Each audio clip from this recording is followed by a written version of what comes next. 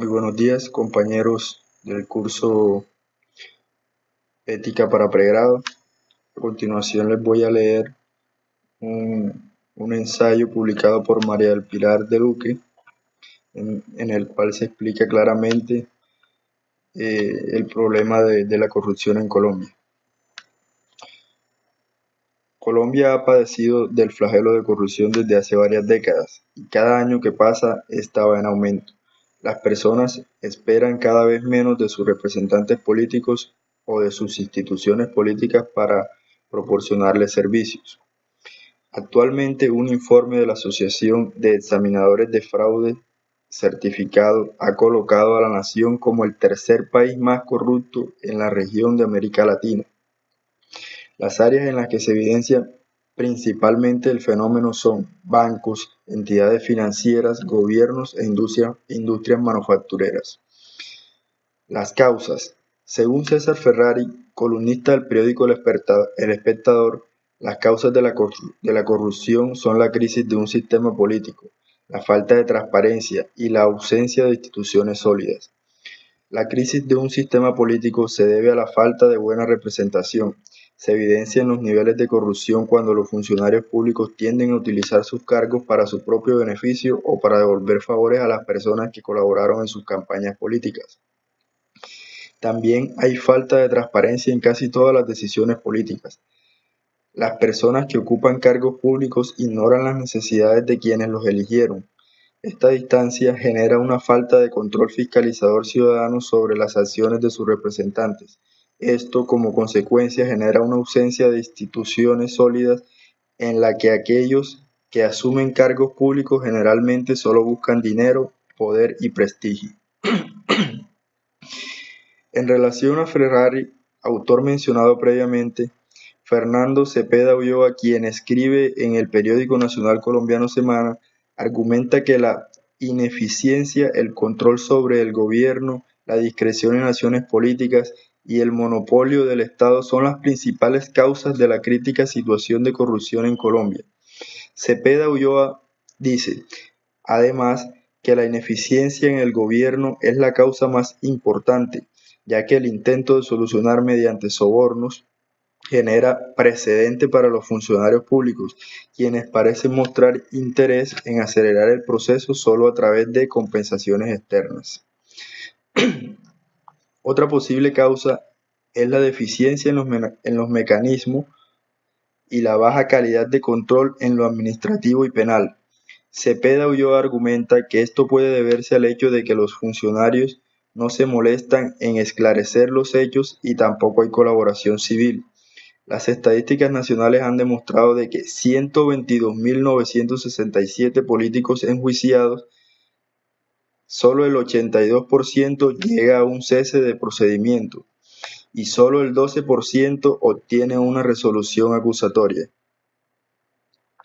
Eso muestra cómo la corrupción no es una prioridad para el sistema judicial. Rara vez el uso de la discreción es uno de los métodos más utilizados por políticos. Sus acciones tienden a carecer transparencia, por lo tanto, muchas de las acciones se realizan por debajo de la mesa. Esto crea muchos cómplices dentro del sistema. El monopolio de Estado es también una de las principales causas de corrupción, tanto en el sector público como en el privado. Los colombianos siempre se ven obligados a recurrir a las mismas personas, porque las mismas personas siempre son elegidas, las mismas personas que rechazan todas sus necesidades. Los casos. Los casos mencionados a continuación, vigentes en la actualidad, son un reflejo de la ironía gubernamental de la cual padece Colombia. El caso Moreno muestra cómo el fiscal anticorrupción es acusado por cargos de corrupción por parte de un exgobernador que llevó a su departamento a humillaciones públicas por lo hecho. Por su parte, el caso Pinto es un reflejo de cómo uno de los departamentos más pobres de Colombia tiene a su vez uno de los gobiernos más corruptos y demostrar mediante los dolos cómo es correlado con la situación económica y social del departamento de La Guajira. El caso Lyons es otro ejemplo. Alejandro Lyons es el exgobernador de Córdoba quien confesó a las autoridades sobre la corrupción en su departamento, dando cuenta del robo de regalías gubernamentales a Córdoba y su participación en el cartel de la hemofilia. Se estima que la cantidad de dinero malversado por el cartel asciende a 50.000 millones de pesos. Lyons, en una entrevista, argumentó que fue irresponsable, pero lo había hecho porque la corrupción se ha convertido en algo normal en Colombia.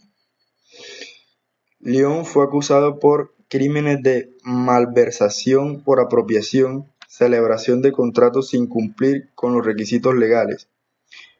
Los fiscales documentaron que él mismo había robado 8.700 millones de pesos del estado de Córdoba. Debido a un procedimiento penal, la oficina le ha pedido que devuelva la mitad del dinero. Este caso es un ejemplo de cómo las personas en posiciones de poder logran salirse con la suya. Lyons argumenta que la corrupción es el día a día en Colombia, lo que en su mente justifica sus acciones. Sin embargo, el gobierno solo le pide que devuelva la mitad de lo que pudieron probar que robó. Este tipo de acciones débiles llevadas a cabo por la rama judicial, lejos de sentar precedentes para que las personas se abstengan de cometer estos actos ilegales, animan al servidor público a seguir delinquiendo, pues saben que las consecuencias de sus actos ilícitos son la impunidad o sanciones débiles.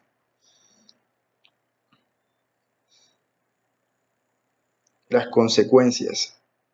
Internacionalmente, las consecuencias de tener una imagen de constante corrupción que proyecte un Estado genera que aquellos que desean invertir en Colombia se abstengan de hacerlo. La imagen corrupta y violenta de Colombia, de la cual ha estado intentando recuperarse por más de 50 años, ha generado que las compañías multinacionales no se instalen e inviertan en las tantas áreas en las que Colombia no explota, debido a carencia de dinero y otros factores políticos importantes como la corrupción.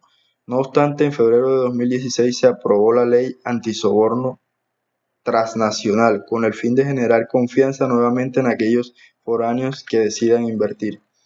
Asimismo, se ha implementado el nuevo sistema anticorrupción llamado Comisión Nacional para la Lucha contra la Corrupción, que busca el control y sanción de todo acto de corrupción. A nivel nacional, las consecuencias de tener un sistema gubernamental corrupto se evidencian en la desigualdad social que persiste en los territorios. Según Darío Valencia Restrepo, quien utilizó el método de coeficiente de Gini, encontró que Colombia actualmente es uno de los peores distribuidores de riqueza del mundo. Los funcionarios públicos corruptos toman dinero de los pobres mediante malversaciones de dinero destinados a fundaciones u obras públicas, lo que amplía el alcance de la pobreza externa. Darío Misray también argumenta sobre la violencia objetiva, que es un problema producido por la corrupción, ya que el tráfico de drogas podría ser un factor importante en las malas influencias gubernamentales. Asimismo, están las guerrillas y paramilitares, cuya adición a la sociedad colombiana solo genera más empobrecimiento de familias, reducción de empleos, la desigualdad aumenta, el robo y las bandas criminales. La ineficiencia de la educación es otro factor, que es un ciclo consecuente de la corrupción. Quienes no invierten en la educación son quienes no ayudan a formar personas informadas con valores, capaces de distinguir la diferencia entre el bien y el mal, y en general ciudadanos que tengan un buen sentido de comunidad y conciencia de su rol social. El no tener a todas y todos los menores de Colombia en altos niveles de educación tendrá repercusiones o consecuencias en su futuro laboral. Por último, la autoridad, debido a la corrupción, carece de orden de integridad ética. Esto se ve evidenciado en aquellas autoridades públicas que permiten sobornos. Es muy evidente cómo los estados que tienen grandes tasas de corrupción en su gobierno tienen enormes cantidades de poblaciones que sufren debido a esto.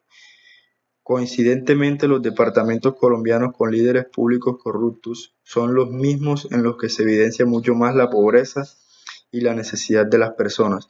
Un ejemplo mencionado anteriormente es Oneida Pinto, y también lo son otros gobernadores anteriores de La Guajira, quienes roban a personas que ya se encuentran en estado de extrema pobreza.